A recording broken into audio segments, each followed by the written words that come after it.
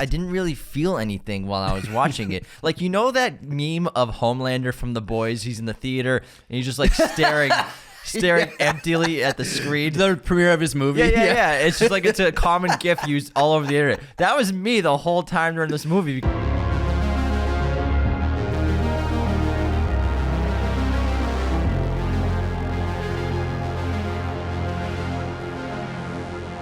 Hello, movie friends. Welcome back to Raiders of the Lost Podcast, the ultimate film and TV podcast. Let's break down our review of Ant-Man and the Wasp: Quantumania, which is the best movie of Phase 5 in Marvel, in the MCU. That's all I'm going to say about that. We saw it last night. It's the only one? Yeah, exactly. That's the joke. You got it, man. Good job. You got the joke. I got that reference.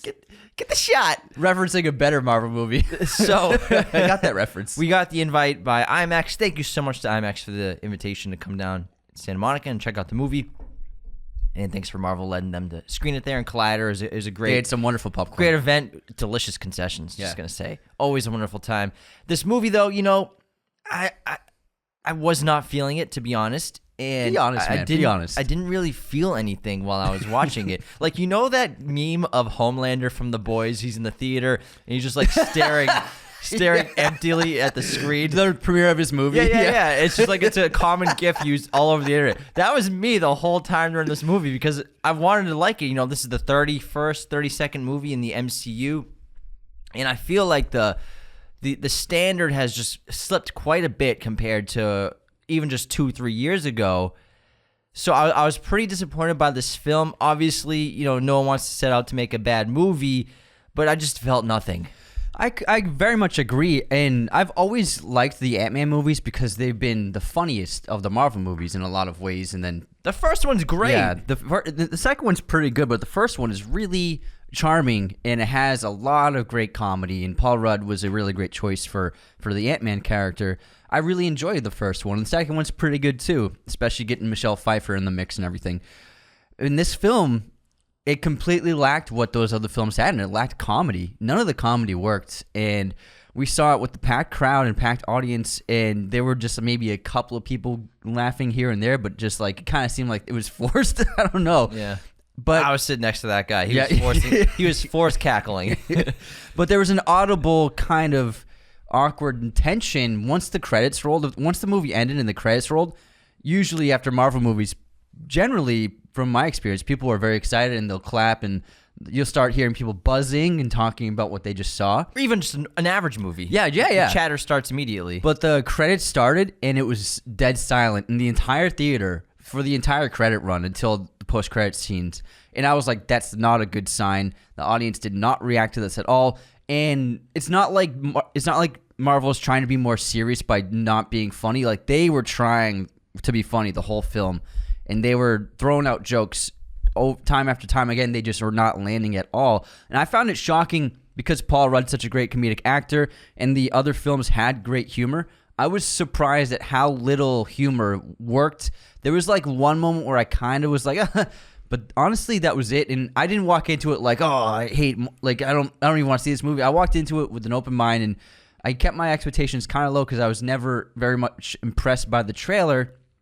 And the trailer lived up to what the movie was. It was just not that impressive of a movie. The trailer showed the whole movie. You were right. It showed the entire film. You pretty much saw the movie in the trailer, and you can kind of guess what happened. And this movie I didn't feel any stakes. There was no like real intense suspense or tension. I didn't feel like the heroes weren't going to win for a single second. That's kind of been a common thread recently in Marvel, is you know the heroes are going to win no matter what. But as of February 16th, IMDb has this at an 6.6, but 21% of those votes, I looked it up, are at 10s. So take that as you will. And it's only like, what, 3,000 votes in total? It's about 5,000, but 21% of the votes are at 10. After this upcoming weekend, we'll know for sure. I mean, come on. And then almost no movies at 10. There's like a couple movies that are 10, let alone maybe this one. This is definitely not a 10. Maybe 2 MCU movies are in that conversation. This is not one of them. Rotten Tomatoes, it's a 50% as of now, and the audience score has not been released yet, but there have been over 250 ratings on that. And it's a 50% with like 180 critic score ratings. I'm sure and that's been going down steadily ever since it started getting released. Mm-hmm. But it just feels like this movie And the Metacritic is a 60. This movie wasn't focused on the main characters of the title of the film. It wasn't focused really on Ant-Man and the Wasp. It was more focused on obviously introducing Kang to the MCU, which we get was basically the main point of Ant-Man and the Wasp Quantumania, was bringing Kang into Kang. Kang. Did I say? Yeah, you said Kane. Kang. It sounded like Kane. Sorry. It sounded Kane's like chicken. Raising Canes. Canes is so good. Bringing Kang into the MCU, introducing Kang the Conqueror as the new big bad, apparently, in the MCU.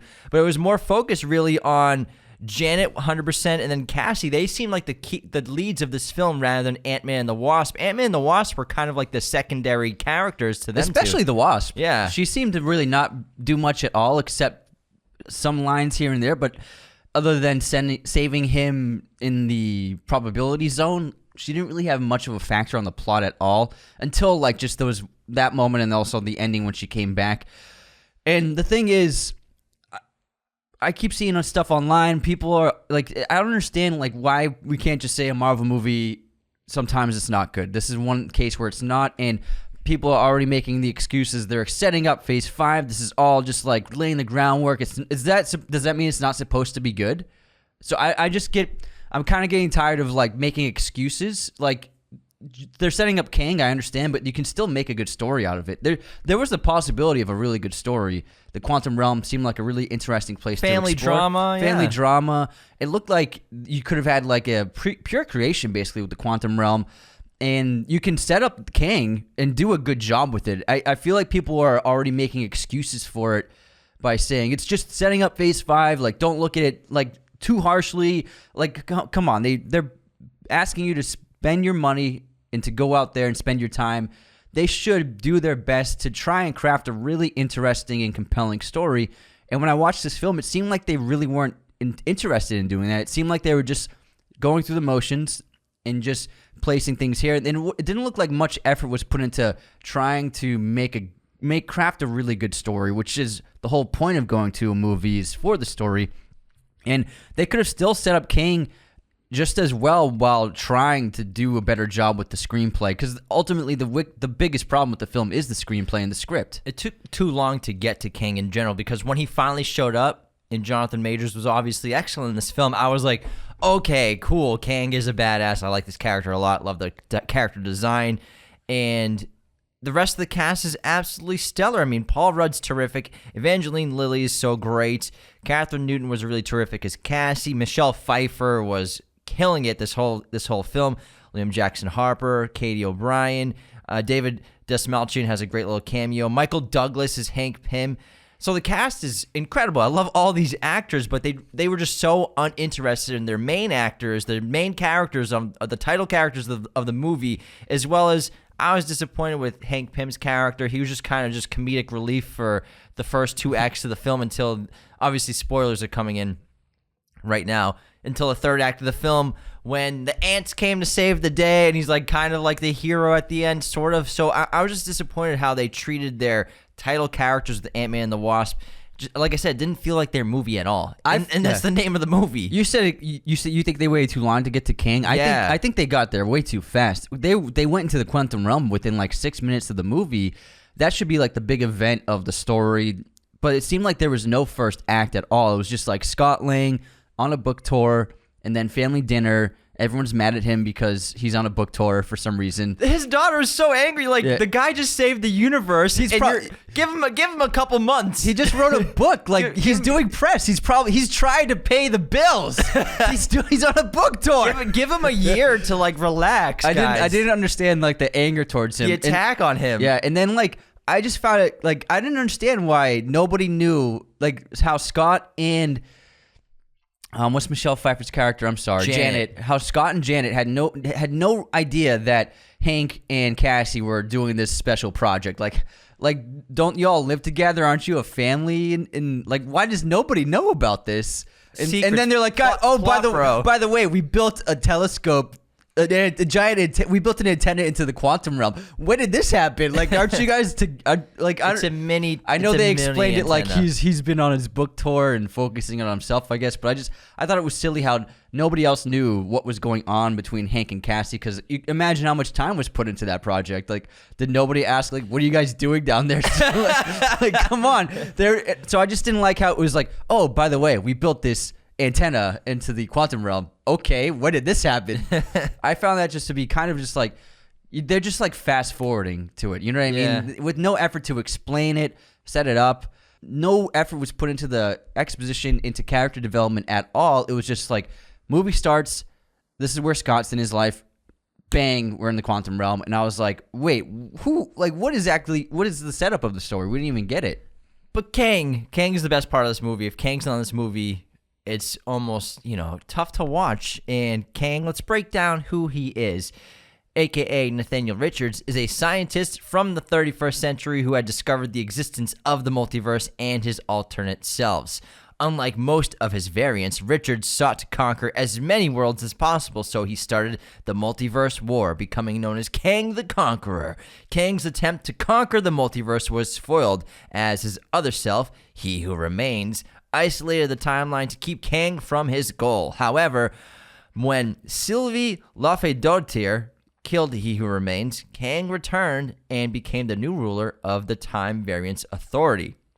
It's a lot of crazy words in that paragraph. In the 31st century, Nathaniel Richards discovered the existence of the multiverse, with its myriad of branching timelines and realities. The alternate versions of Richards started to meet each other, exchanging their knowledge and technology. However, Richards instead sought to conquer the multiverse, becoming known as Kang the Conqueror. He and his other variants started the first multiversal war in the process. Kang and the other variants were eventually stopped by He Who Remains, who weaponized a creature named Alioth to end the war. He Who Remains then created the Time Variance Authority and the Timekeepers to secure the sacred timeline and to prevent Kang and the surviving variants from returning. In the wake of He Who Remains being murdered by Sylvie, Kang was able to return, establish contact with the sacred timeline, and take complete control of the multiverse. He has also become the new ruler of the Time Variance Authority, erecting a statue of himself in the headquarters where the Timekeepers statues once were. He changed the organization to fit his liking, enlisting new variants of the TVA agents that once existed. And this obviously ties in a lot to the two post-credit scenes. Spoiler, obviously, you haven't seen this movie. We're going to get into those right now. The first post-credit scene was Kang and all the many, many variants of Kang the Conqueror assembled at this sacred, secret, powerful meeting, this convention of Kangs, the Kang Convention. Comic-Con, Kang Comic-Con. Where they're at like a stadium Kang-Con. getting together, and they have to, I guess, stop, or they have to take control of the time time again. So I actually like the concept of Kang being able to control time and seeing time sort of like a loop maybe at all times, like sort of like the movie Arrival. So the character I think is really interesting. I thought Jonathan Majors was the best part of this movie. I love the suit. The suit is awesome. Yeah, he's practical too. He's a very interesting actor, and you can see why he accepted this role, because he's going to be able to play so many characters playing this role, and he did a terrific job with the many variations he did have on screen. And I think he is an excellent choice for the future of the big bad. He seems to be a very talented guy, and he made a lot of terrific choices as in his performance as Kang. But I will say, I found Kang to be extremely underwhelming. For power, yeah. I thought because like he's killed many Avengers and he couldn't even handle Ant-Man and the Wasp. Yeah, I found that his suit was destroyed. Yeah, yeah, but even before that, before his suit was destroyed, like the movie seemed to be all about build up, and talking him up. And then when it came to deliver, like, he didn't really do much. You know what it's like? It's like Age of Ultron. Yeah, it was like Age of Ultron. And I just found it like when the climax happened, before his suit was destroyed, like, he could barely handle what was going on. And I was like, I thought this guy was like the super powered, like, bigger, better, badder, and then Thanos. And I found that very confusing. And then because the way he talked about killing so many Avengers, they just blur together. It seemed like they set him up to be like an unstoppable force, but he was stopped pretty quickly and pretty easily. I found that to be just so shocking, and I was like so underwhelmed by it. And then even the flashbacks, we barely got a glimpse of what he was doing. And so I found the introduction of the character to be pretty underwhelming for what they kept talking him up to be. And then when push came to shove, he like barely did anything, to be honest. I wonder if it's his powers from all the other variants combined. Possibly. Maybe they have like sort of a telepath connection. So why wouldn't he have it right there? I don't know. When I was watching it, I was expecting him to mess people up and mess Ant-Man up the whole film, but he kind of just like standing around and like he could control time and he could manipulate anything with not the with climax, his thoughts. but not when it came, when push came to shove. I was a little underwhelmed as well. Yeah. You know, in terms of the power of the hype for Kang. And then when Ant-Man was destroying the area, I was like, why is Kang just standing in his tower watching, like not doing anything? And then he jumped down after the barrier force field was destroyed. Like, now you're going to get in the fight. Maybe that Kang wasn't as powerful as the other Kangs. I suppose so, but if that's the case, they should have explained that, because from all the talking up and build up of the character, I was like, this is it? This is all you got? This is your king? But I enjoyed the performance very much from He's great. Jonathan Majors. He's There's excellent. The most nuanced, most complex character. Lots of emotions going on. Even a tear was dropped as well. He's very good. Subtly. Yeah. Now, another interesting character from the film was MODOK. Now, MODOK in the comic book, in the MCU universe, was Darren from the Ant-Man first 1. Ant-Man, who was Yellow Jacket, and he was banished to the quantum realm by accident by Paul Rudd's character, Ant-Man, Scott Lang, and he became this MODOK character, this giant face. And I actually did a little research on who MODOK is in the comics. Now, the comic MODOK is George Tarleton, a.k.a. MODOK, mental organism designed only for killing. Maybe that was the best joke of the movie. There should be an F in there. It should be MODOK. Formerly MODOK, mental organism designed only for computation, was a lowly American technician working for AIM, Advanced Idea Mechanics. He joined the team to help develop the Cosmic Cube, but was mutated into a human computer by scientist Supreme. They grew his brain to give him a superhuman intellect, but with the side effect of a massive cranium, which was too much for his frail body, meaning he needed to be placed inside a life support unit dubbed the Doomsday Chair. The process also gave him a plethora of psychic powers, along with an ego and ambition to match. He went on to use newfound powers to take control of the organization that had experimented on him. MODOK in the comics has a perfect memory with the ability to recall every moment. His vast intellect made him one of the few beings who can comprehend and build a cosmic cube.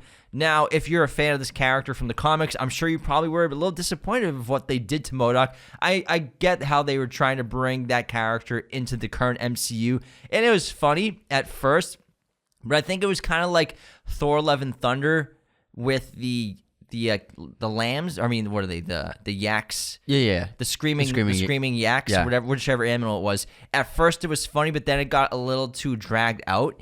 And with MODOK, he was just a complete comic relief, no threat at all. Even though he's this ultimate killing machine, he doesn't really do much killing. Yeah. And it was just too much of it. I think it was overdone in terms of being used for laughs. Well, every time a character saw him, they said the same thing. Darren, what happened? Like, it was like they did that 4 times. I was like, are we really doing this interaction the 4th time? It was funny the first 2 times. Yeah. The first time I was like, all right, this is ridiculously funny. But then it just happening over, and I just found, I mean, now hearing the backstory of the character, that's kind of underwhelming if you're a fan of that character, to see that he just turned into like a bozo who just doesn't even really kill anyone. I found the character, they tried to play it for laughs, and for me it didn't work at all, honestly. And the thing you said earlier about there being no stakes, I felt no stakes as well, because I mean, every time a villain captured a good guy, like they just, what's up with just taking prisoners? I thought this guy was King the Conqueror. He's just taking everyone prisoner. And why did they release Cassie? Why did they not search Cassie or Scott for any weaponry or anything at all? Like, they just gave them freed them up to just escape whenever they wanted to, and they made it too easy for the protagonist to foil their plans. And it was like, why are you taking people prisoner and then releasing them?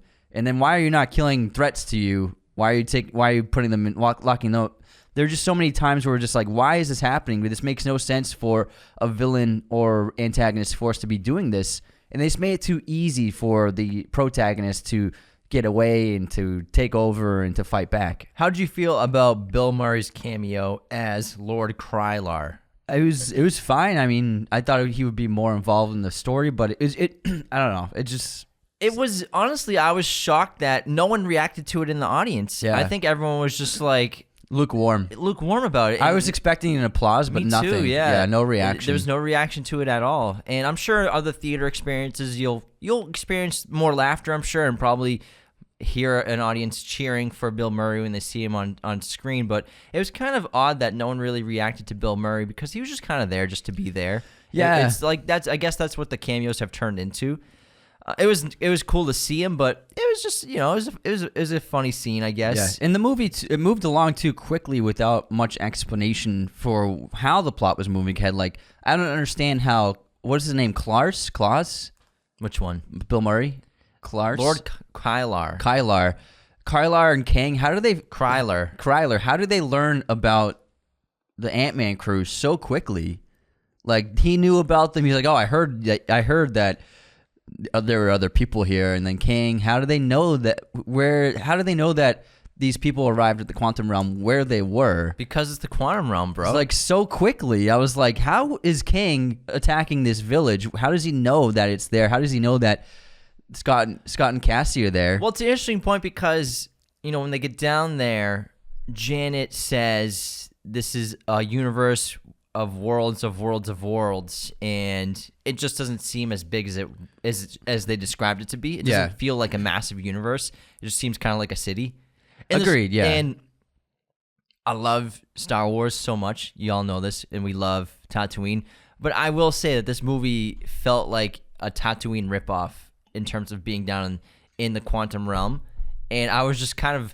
It took me out of it because I'm watching it and they get inside the bar. I'm like, this is Tatooine. Yeah. This is the Tatooine bar. You might as well play some jazz music. But I was taken out of it because I'm like, even though Disney owns both properties, so they can do whatever they want. That's what it felt like to me. It felt too Tatooine-ish. Yeah, and the natives there, it seemed like it wasn't that big of a community. It seemed like so small, and it didn't seem like they were like communities or like villages or like even cities of people. I understand that Kang's conquering, man. He's been conquering, but it just seemed like they were just like 50 people. It's because of Kang. Yeah, but like they're all now the Marvel stormtroopers. Yeah. The stormtroopers. Oh my God. The Marvel blue-faced guys in this movie, they are stormtroopers. Yeah. They can't kill anything. They can't do anything. They can't beat anybody in a fight. They are just literally just the MCU stormtroopers. Yeah. it was almost funny at a point. But I felt like the rebel force didn't even seem like that big of an army. It just seemed like a few dozen people. Because Kang's conquering, man.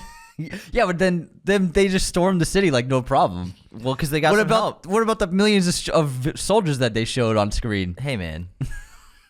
It also had Tron Legacy. With Kang's plan seemed to be Clue's plan. Yeah. Of building an army to escape into the real world. It's basically the same conflict. The same idea of an antagonist plan was Clue's plan in Tron Legacy. I got a lot Tron Legacy aesthetic and vibes from this movie, especially from the MCU stormtroopers. That's what I'm dubbing them now, the blue-faced stormtroopers. Tron Legacy immediately. And then also Lord Krylar's entrance felt like a Tron Legacy entrance of a character coming down the ship with the synthy music playing in the background. So it was a mix of Tron Legacy and Tatooine on A New Hope. But I gotta say, Tron Legacy's CGI looks better. Yeah, and it's over 10 years older. Yeah, but I mean that's like the direction the MCU's been going in with their special effects have not been as good as they used to be. Yeah, I mean this green screen's really noticeable in this film, and I thought it would be better on the theater screen than on just watching a trailer. But I was shocked at. It just wasn't really that impressive, the CGI. It looked better than I would say Multiverse of Madness. For the first act of Multiverse of Madness, I think we all know were reshoots, so it was kind of looked like it was done pretty quickly. The second half of Multiverse looked great for CGI. This one, it looked, I think it's maybe because we saw it in IMAX, that's why it was most believable. It shows. Yeah, probably. We were sitting pretty close, too. I thought it looked fine. I thought it looked better than Love and Thunder. It definitely looked better than Love and Thunder. And a little bit better than most of Doctor Strange. Some of Doctor Strange looked really terrific, I think. But I think that Thor Love and Thunder was a step below Ant-Man and the Wasp in terms of the visual effects. And there was a lot of LCD screens in this movie for sure. And they did a pretty decent job with building the practical sets with it and combining it. But you can see it almost the entire movie. You know it's there. Yeah. So it's kind of like when you watch The Mandalorian, which I think they do a great job. They do a much better job. Yeah, on they Mando. do a great job with Mando. But you know it's there. Sometimes you're like, oh, that's an LCD screen. You accept it, but it's different when you're in a theater and you're watching it versus in your living room. It looks a little more obvious. I suppose so. And, I mean, Kang's banishment, I didn't fully buy. Like, why would they banish him in his own ship? That gives him power. Whoever banished him, why didn't they banish him in a different ship and send him down there?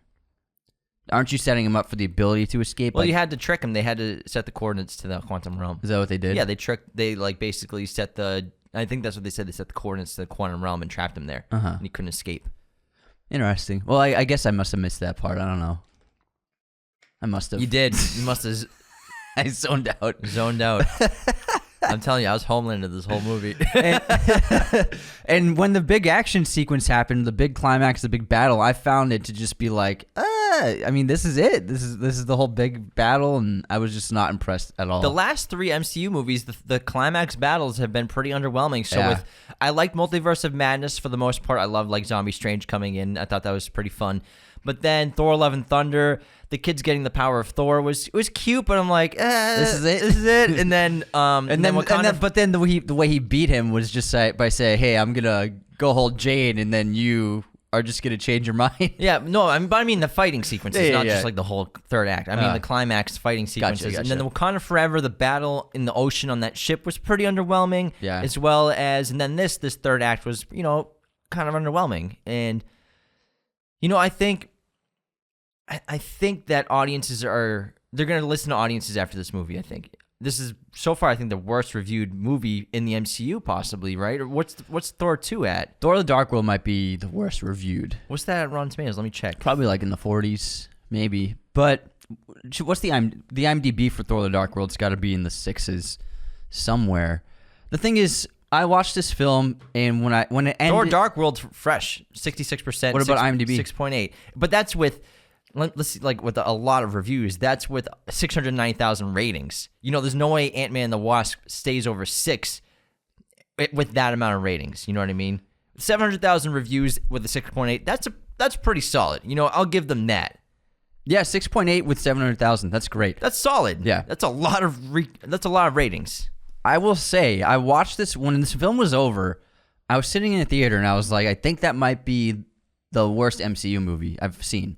Really? I honestly, I was thinking about it this morning and last night. I was like, is this the worst MCU movie? I'm thinking that it is. I'm not 100% certain. I mean, frankly, it's so far. I don't mind Thor: The Dark World. I know it's not as good, but I would rather watch Thor: The Dark World than watch this again. That movie's definitely overhated. And Black Widow, I didn't love. Shang-Chi was pretty good. Eternals, I didn't love, but like this movie. It's not that I didn't love it. It's just I didn't like it. I really didn't like it at all. And I hate to say it, but I just watching this movie, I just kept thinking, I hope it's over soon. And that's just how, it was honestly just like not a very enjoyable movie experience for me. And that's just me. I mean, if you liked it, that's awesome. But like for me, I was like, this is the worst thing Marvel's done. I think the average person is going to kind of have that position, after reading the reviews online. And I like how you brought up earlier how you're sick of like playing defense for these movies just because it's Marvel and MCU. Yeah. And, like, opening up your like you read almost all the reviews for this movie, and they're opening with making excuses. Like it's take it with a grain of salt. It's the first chapter of Phase 5. They're introducing new characters, but I think it was a great point where you said like that doesn't mean they can't still make a great movie because MCU movies. I think there were like 15 in a row that were all terrific. They were really amazing good. Run. There was one of the best runs, and it might be the best run in franchise history of movies, of how many consecutive great movies they made that not only did audiences love, the filmmaking was top-notch, some of the best in the industry every year, and it's kind of just taken a huge shift. And where has that gone, that Marvel brand of... Every time you went to see a movie from the MCU, you knew it was going to be awesome. You knew it was going to be a great time. all the characters were so interesting. That the scripts were airtight usually.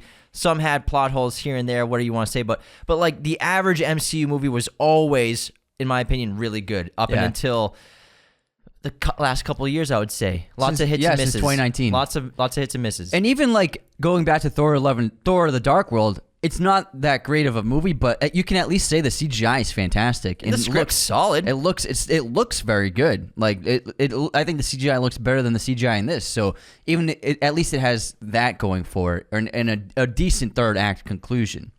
Whereas this one, man, I think it's just really fallen off. I think they have a good future with Kang and with Jonathan Majors being the overarching antagonists.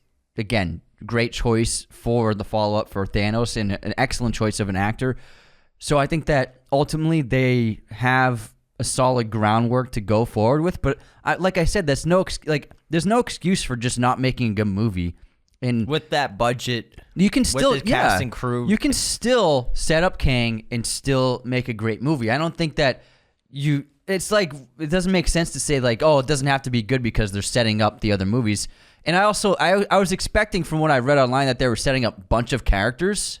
And I didn't see that. They just set up one character. So like, how hard is that? I mean, I don't see how, unless they're setting up Cassie to be like the next Ant you can character. You can set that up. You can set up Cassie and Kang, no problem, but still make a good story. So I'm not a fan of making excuses for a movie that's asking you to go to the theater, give it your time, and give it your money, and to really not feel like they really put in an effort to really make us feel like we watched a great film. I mean, that's just my opinion. I don't think we should make excuses for them. Yeah, I mean, 31 movies in, I kind of feel... Call a spade a spade. If it's not good, it's not good. I'm feeling the same. Yeah, there's the same. Like, why are we defending someone? Why are we defending this company if they aren't making a great movie? Well, it's okay. So many people work on it. That's the thing. No one sets out to make a bad movie, but I think it really comes down to story. At the end of the day, it's story and it's script and characters. And that's the CGI I can deal with. It's fine. It's acceptable. It's passable. It's really good for how quickly they make these people work. And when you watch the credits and you see hundreds and hundreds of names in so many visual effects companies, digital artists, how many people work on these movies, you can't help but applaud them for the incredible work that they're doing on a crazy schedule. And you hear the rumors and the reports of people coming out and how much they're putting in every week for hours on designing every frame of these movies. Incredible stuff and vision, and they're doing the best they can. So the visual effects for me, it's totally fine, but it's the story for me. Yeah. That is just my biggest con for this movie is the story, the script, and the characters, the motivations, the goals, the stakes. I felt nothing when watching this movie. And I hate to say that because that's why I fell in love with going to the movie theaters and watching movies, is because this is where I feel so many emotions and feelings. And that's why I love going to the cinema in the big screen and going to IMAX to feel something. I was Homelander looking at the screen the whole time. That's a great reference. Homelander and Travis Bickle just like finger over his eyes, up and down like a windshield wiper. Oh my God.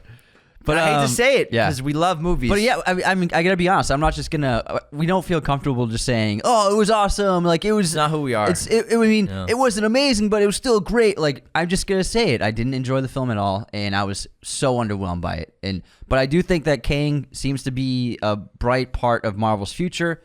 I just hope they can turn around the quality of the storytelling. I think they have to listen to the audience soon because not only are people getting a little drained from superheroes because we have 7 a year basically, so we're getting that, but also you can't keep making stories that people aren't falling in love with anymore. Yeah, you can't just keep resorting to the same thing that's been done a bunch of times. Like I thought they were gonna try new things in this film, but ultimately it was just like nothing really extraordinary or exciting or new happened. Just the same kind of thing. Yeah. But, like I said, the trailer, saw the whole movie in the trailer. This is, it's an MCU movie you can skip if you don't want to see it. It's a movie you can skip. Yeah, I would say You don't have to watch this film. That's how. All you have to know is that Kang has a bunch of Kangs, and that's it. It's a bunch of Kangs out See, there. I just set up the movie, and I set up the future of the MCU in 5 seconds. I kind of want to. I want to go to Cane's now and get some chicken tendies. Raising Cane's Ooh, tendies. That sauce. Some honey bro. mustard. Oh my goodness. No, not the honey mustard. The cane sauce. Oh yeah. Come on, amateur hour over here. Raising Cane's and the cane sauce. I will say we had some wonderful popcorn. The popcorn was delicious. That was great popcorn. I put peanut M&Ms in mine. It was really terrific. But again, we love getting invited to stuff like this, so it was really terrific. But I will say I don't think we're gonna be alone because, like I said, the audience reaction was just silent when the credits rolled. It was really uncomfortable. I can't really think of another time when it cut to black.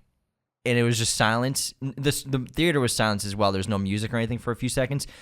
You could hear a pin drop. Yeah. This episode of Raiders of the Lost podcast was executive produced by our chosen one patrons: Luke Exelston, Tyler McFly, Darren Singleton, Anthony DeMeo, Becca Keene, Cody Moen, Benjamin Cook, Calvin Cam, and Chandler Johnson. Thank you so much for supporting our show. Raiders of the Lost podcast is a mirror image production. Sound mixing done by Jacob Kossler. Opening music by Chase Jackson.